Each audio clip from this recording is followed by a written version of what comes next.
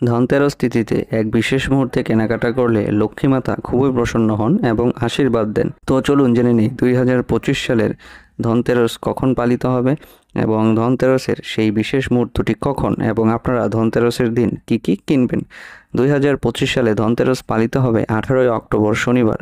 ধনতেরস তিথি বা ধন ত্রয়োদশী তিথি হবে শনিবার দুপুর 1:21 এবং ধন ত্রয়োদশী তিথি শেষ হবে 19 অক্টোবর রবিবার দুপুর 1:54। ধনতেরস তিথিতে পুজোর শুভ সময় হচ্ছে 18 অক্টোবর সন্ধ্যা 7:16 থেকে রাত 8:20 পর্যন্ত।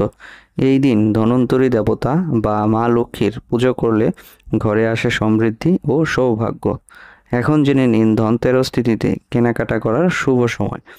ধনতেরস তিথিতে সোনা কেনার শুভ সময় হচ্ছে 18 অক্টোবর সকাল 6:48 থেকে রাত 8:43 পর্যন্ত। এই সময়ের মধ্যেই সোনা, রূপা বা ঝাড়ু কেনা শুভ বলে মনে করা হয়।